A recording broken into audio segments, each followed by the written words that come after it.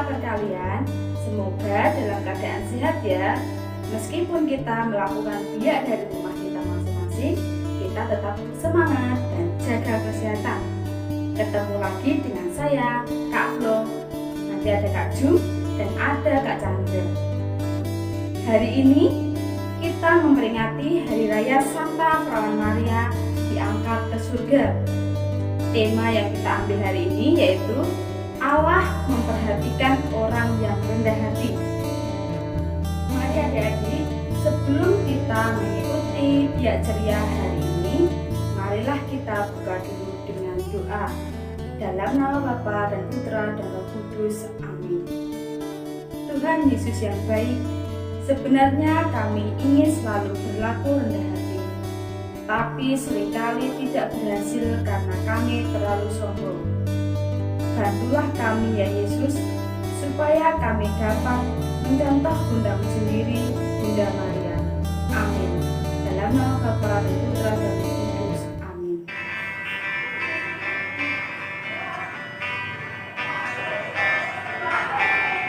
Tuhan Bapa, apa kabar? Ini jumpa lagi. Ku beri senyum manis padamu, senyum misioner. Tuhan Bapa, apa kabar? Ini jumpa lagi.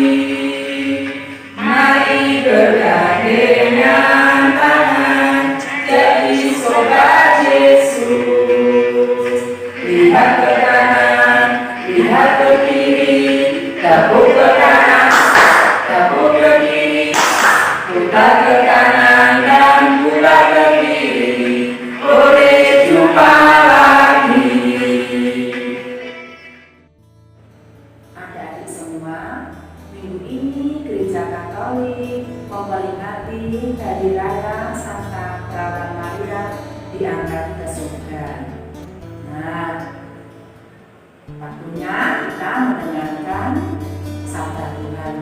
Yuk kita sikapkan yang baik, kita mendengarkan bacaan kitab suci yang diambil dari Injil Lukas bab 1 ayat 46 sampai 55. Kata Maria, jiwaku memuliakan Tuhan dan hatiku bergembira karena Allah, Juru Selamatku, sebab Ia telah memperhatikan kerendahan hamba-Nya. Sesungguhnya mulai dari sekarang segala keturunan akan menyebut aku berbahagia, karena Yang Maha Kuasa telah melakukan perbuatan-perbuatan besar kepadaku, dan namanya adalah kudus. Dan rahmat-Nya turun-temurun atas orang yang takut akan Dia. Ia memperlihatkan kuasa-Nya dengan perbuatan tangan-Nya dan mencerai-beraikan orang-orang yang congkak hatinya. Ia menurunkan orang-orang yang berkuasa dari tahtanya dan meninggikan orang-orang yang rendah. Ia melimpahkan segala yang baik kepada orang yang lapar dan menyuruh orang yang kaya pergi dengan tangan hampa. Ia menolong Israel hamba-Nya karena Ia mengingat rahmat-Nya seperti yang dijanjikannya kepada nenek moyang kita, kepada Abraham dan keturunannya untuk selama-lamanya. Demikianlah Injil Tuhan. Terpujilah Kristus. Pendalaman hari ini yaitu sekarang kakak akan membacakan sebuah cerita. Ada sebuah cerita nyata yang pernah terjadi di salah satu bagian negeri Cina. Di daerah itu sangat sulit untuk mendapatkan air. Sejauh mata memandang, yang tampak hanyalah gurun pasir, panas, kering, dan gersang. Kebutuhan penduduk akan air dipenuhi oleh tentara-tentara yang mengangkut air dari jarak yang sangat jauh. Pemerintah daerah ini memberlakukan peraturan yang sangat ketat dalam penggunaan air dari berbagai penduduknya. Setiap penduduk masing-masing hanya mendapat jatah 3 liter per orang setiap harinya. Pada suatu hari yang cerah, di daerah bagian wilayah itu, tampaklah seekor sapi tua tiba-tiba lepas dari tali yang mengikat lehernya. Dengan berjalan tertatih-tatih, sapi itu menuju jalan raya yang menjadi jalur truk pengangkut air akan lewat. Ia berhenti di depan jalan itu tepat saat truk pengangkut air sedang lewat. Sapi itu terus berjalan mengarah ke depan truk. Truk tersebut terpaksa berhenti. Dengan herannya, sopir truk tersebut turun dan berusaha mengusir sapi itu. Tapi usahanya sia-sia. Sapi itu tentu terpaku di tempatnya memandangi truk air tersebut. Seakan-akan ingin mengatakan sesuatu. Situasi ini terus berlangsung beberapa saat dan mengakibatkan kemacetan besar di sekitar jalan itu. Para pengendara motor dan mobil menjadi tidak sabar. Mereka menjadi marah dan menggerutu. Beberapa orang bahkan berusaha mengusir sapi itu dengan api, tapi sapi itu tetap saja tidak beranjak. Kemudian pemilik sapi tiba di tempat kejadian. Dia mencabuki sapi itu berulang kali sedemikian kuatnya, sampai-sampai kulit badannya sobek. Tapi hewan ini tetap bertahan dan tetap tidak beranjak sedikit pun. Rintihan memilukan dari sapi tua itu, yang tua dan kurus itu, sangat mengiris hati. Sehingga para petugas dan beberapa pengendara tidak kuasa menahan air mata. Akhirnya seorang tentara yang bertanggung jawab untuk pengiriman air di daerah itu berkata, "Biarlah sekali ini saja saya melanggar peraturan. Saya siap mendapat hukuman." Dia mengambil wadah air dengan sepenuh isi dan menempatkannya di depan sapi tersebut. Tapi air tersebut tidak disentuhnya sedikit pun. Tiba-tiba sapi itu memandang ke arah matahari terbenam dan melenguh dengan keras. Beberapa saat kemudian, seekor sapi kecil muncullah dari belakang tumpukan pasir, berlari sempoyongan menuju ke wadah air tersebut. Sapi tua yang terluka itu memandang dengan penuh kasih sayang pada sapi kecil itu sampai sapi kecil itu selesai minum air. Dengan air mata berlinang, ibu sapi dan sapi kecil itu saling menjilat mata masing-masing. Tanpa suara, mereka mengekspresikan kasih mereka satu sama lain. Kemudian, sebelum seorang pun mengusir mereka, mereka meninggalkan tempat kejadian itu dan membiarkan sekalian orang di sana terdiam dan berpikir dalam hati masing-masing.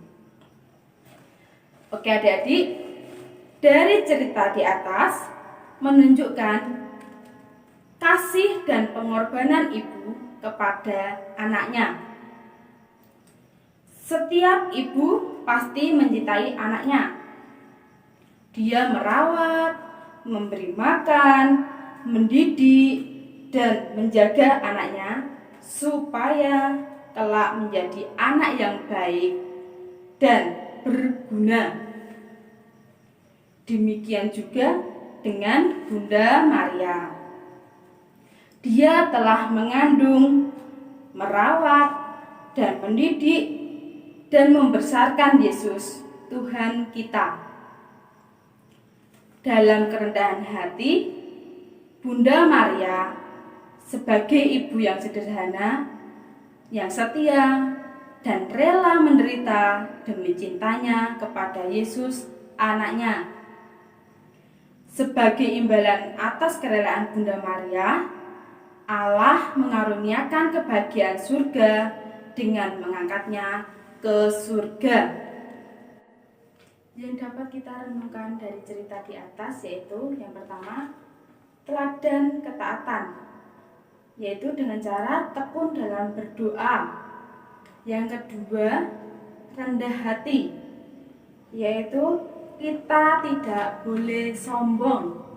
Yang ketiga, memuliakan Allah, yaitu dalam keadaan yang tidak enak atau sulit dan tidak sesuai dengan apa yang kita inginkan atau kita harapkan, mungkin mengalami diejek, dijauhi teman, kita diajak untuk tetap memuliakan Allah dalam hidup kita.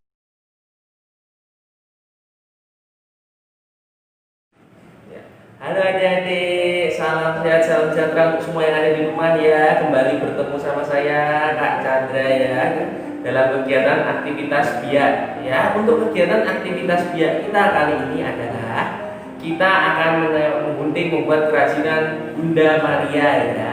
Sekarang Mr. Chandra mau terangkan bahan-bahan yang diperlukan untuk kegiatan kali ini ya. Yang pertama adalah gambar Bunda Perawan Maria yang besok akan dibagikan oleh kakak-kakak biak ya. Lalu kemudian kita perlu lem. Lemnya boleh apa aja, lebih bagus kalau lem kertas saja ya.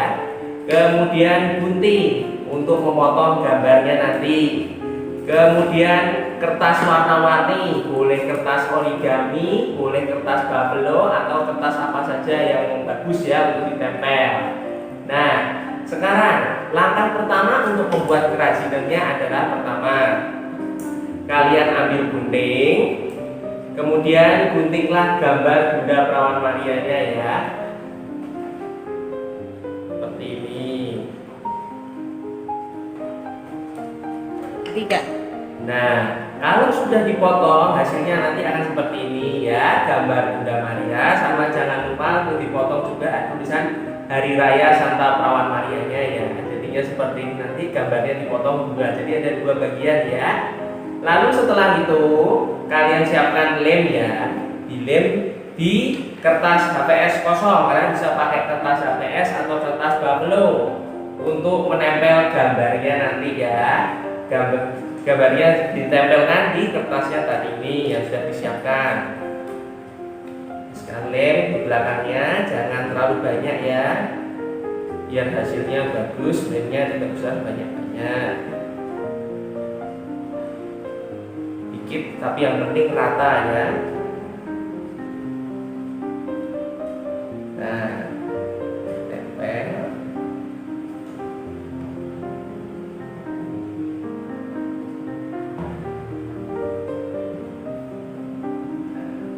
Kemudian tulisan Hari Raya Santa Perawan Marianya juga dilem di belakangnya.